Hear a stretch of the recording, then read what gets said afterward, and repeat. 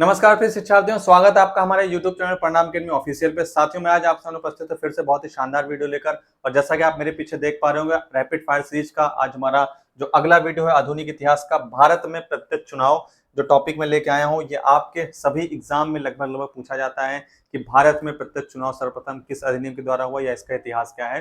तो ज्यादा देर न करते हुए मैं वीडियो की शुरुआत करता हूँ, क्योंकि ये रैपिड फायर सीरीज है तो इसमें टाइम आपका वेस्ट नहीं किया जाएगा। सीधा टॉपिक पे मैं आता हूँ।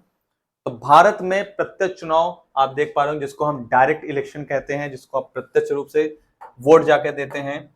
अब तो हमारे देश में वयस्क मताधिकार है, पूर्ण रूप से आप चुनाव दे सकते हैं। कोई भी व्यक्ति जो उम्र पूरी कर चुका है 18 साल की, वो चुनाव वोट दे सकता है। तो यहाँ पर अगर हम देखें, पहले इंट्रोड्यूस कब किया गया था, तो जो मॉन्टेग्यू चेम्सफोर्ड सुधार था, भारत शासन अधिनियम 1919 या फिर मॉन्टेग्यू चेम्सफोर्ड सुधार 1919, उसके दौरान सबसे पहले प्रांतों की विधान परिषद में प्रत्यक्ष चुनाव स्टार्ट किया गया। सबसे पहले अगर हम बात करें तो प्रत्यक्ष चुनाव का जो सिलसिला था वो 1919 के प्रावधान से शुरुआत की गई। तो एक क्वेश्चन आपका यहां पर तैयार हो गया कि आपसे अगर कोई पूछे किसी एग्जाम में कि भारत में प्रत्यक्ष चुनाव सबसे सर्वप्रथम किस अधिनियम के तहत हुआ, तो आपका जवाब होगा मॉन्टेग्यू चेम्सफोर्ड सुधार या फिर भारत शासन अधिनियम 1919 के तहत। ये देखिए मॉन्टेग्यू चेम्सफोर्ड यहाँ पर ये दिया हुआ है, ठीक है। सीमित मताधिकार तक कुछ लोगों को चुना जाता था, लेकिन इंट्रोड्यूस यहाँ पर प्रत्यक्ष चुनाव सबसे पहले भारत शासन अधिनियम 1919 के द्वारा ही किया गया। पूर्ण रूप से नहीं था प्रत्यक्ष चुनाव, यानी कि सारे प्रतिनिधि प्रत्यक्ष चुनाव से नहीं चुने जाते थे, लेकिन कुछ हद तक स्टार्टिंग जो हुई वो 1919 के प्रावधान से हुई, ठीक है। जैसे यहाँ लिखा हुआ केवल सीमित था, ठीक है। संपत्ति कर और शिक्षा योग्यता के आधार पे कुछ लोगों को चुना जाता था, ठीक है। उसके बाद फिर हमारा जो 1935 का आया, इसमें प्रांतों और केंद्र दोनों में यहाँ पर प्रत्यक्ष चुनाव हुआ, ठीक है, जिसको हम भारत शासन अधिनियम 1935 कहते हैं। प्रांतों के विधानसभाओं के लिए प्रत्यक्ष चुनाव और व्यापक प्रावधान और केंद्रों के लिए भी प्रावधान। तो यहाँ पर अगर हम बात करें, आपसे पूछे कि केंद्र और प्रांत दोनों में कब प्रत्यक्ष चुनाव हुआ, तो आपका जवाब होगा भारत शासन अधिनियम 1935।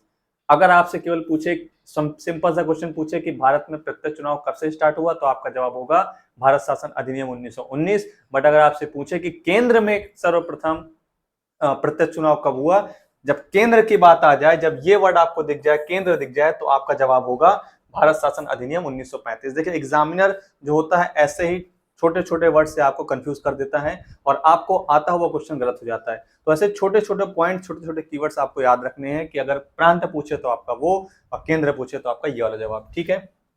उसके बाद 1937 में भी प्रांतों में चुनाव हुए, ठीक है। फिर हमारा इंपॉर्टेंट है 1946 वाला, केंद्र प्लस प्रांत। केंद्र में पहली बार बड़े पैमाने पर, यहां पर ध्यान दीजिएगा, केंद्र में पहली बार लिखा लेकिन बड़े पैमाने पर, ज्यादा लेवल पर प्रत्यक्ष चुनाव हुआ और संविधान सभा का चुनाव हुआ। जो लोग हमारे संविधान का निर्माण कर रहे थे या करना चाहते थे, उनका चुनाव जो हुआ वो यहाँ पर 1946 में हुआ, ठीक है। मताधिकार अभी भी सीमित था, यानी कि पूर्ण अधिकार नहीं दिया गया था, लेकिन कुछ हद तक यहाँ पर था। और केंद्र प्लस प्रांत, प्रांत में तो पहले से ही था, केंद्र में कुछ हद तक बढ़ाया गया। और जो संविधान सभा के मेंबर्स थे, जो इलेक्टेड मेंबर्स थे, उनका यहाँ पर चुनाव किया गया।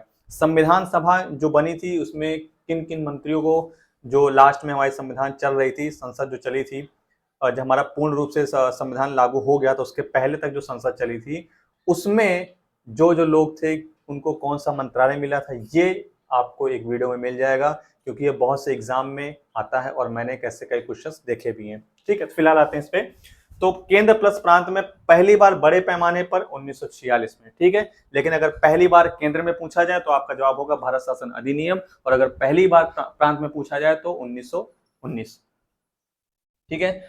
और अगर आपसे पूछे कि पहला सार्वभौमिक वयस्क मताधिकार जो सभी लोग दे सकते हैं, जो भी उस एक निर्धारित आयु को पूरी कर चुका हो वो वोट दे सकता हो, चाहे वो महिला हो, चाहे वो पुरुष हो, चाहे वो किसी भी जाति धर्म का हो। अगर ऐसे चुनाव की हम बात करें तो वो पहली बार 1951-52 को जो चुनाव हुआ था, 1951 जो चुनाव हुआ था, संविधान लागू होने के बाद, देश डेमोक्रेटिक होने के बाद जो चुनाव हुआ था, तो वो अगर हम बात करें, आपसे पहले अगर ये लाइन पूछे कि पहला सार्वभौमिक वयस्क मताधिकार कब स्टार्ट हुआ, तो आपका जवाब होगा 1951। अगर ऑप्शन में 52 है तो 1952 आप लगा सकते हैं, ठीक है। ये राष्ट्रीय स्तर पर था, केंद्र और राज्यों के लिए, ठीक है। सभी वयस्क मताधिकार नागरिक 21 वर्ष, बाद में जो वोट देने का हो गया वो 18 वर्ष कर दिया गया। आप सभी को पता है शुरुआत में 21 वर्ष था, और अब वर्तमान में कोई भी भारत का नागरिक जो 18 वर्ष अपनी आयु पूरी कर चुका हो, चाहे वो महिला हो, चाहे वो पुरुष हो, चाहे वो किसी भी जाति धर्म का हो, वो व्यक्ति वोट देने के लिए स्वतंत्र है। तो ये थी पूरी भारत में प्रत्यक्ष चुनाव और वयस्क मताधिकार की कहानी, जो एग्जाम में आपके एक ना एक क्वेश्चन यहाँ से जरूर आता है। 100% गारंटी के साथ मैं कह रहा हूँ, आपके लगभग सभी एग्जाम में ऐसे क्वेश्चन आते हैं।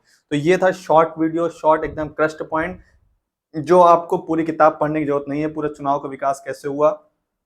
हाँ, पॉलिटी के सेक्शन में आप थोड़ा सा पढ़ सकते हैं कि चुनाव आयोग के बारे में पढ़ सकते हैं, चुनाव आयोग में कितने मेंबर्स होते हैं, वो अलग टॉपिक है। बट चुनाव का विकास कैसे हुआ, प्रत्यक्ष चुनाव, अप्रत्यक्ष चुनाव, सार्वभौमिक वयस्क मताधिकार चुनाव, ये सारी चीजें मैंने आपको इस वीडियो में आपको बता दी। वीडियो अगर आपको अच्छी लगे तो वीडियो को लाइक करिए, वीडियो पे कमेंट करिए। अगर आपकी कुछ प्रतिक्रिया है, कुछ सजेशंस है, कुछ आप पूछना चाहते हैं, तो वीडियो के आप कमेंट बॉक्स में आप कमेंट कर सकते हैं। हमारी टीम उसको जल्द से जल्द रिप्लाई करने की कोशिश करेगी। बने रहिए हमारे चैनल के साथ, तब तक हंसते रहिए, मुस्कुराते रहिए, और मिलते हैं फिर किसी नए टॉपिक के साथ। जय हिंद, जय भारत।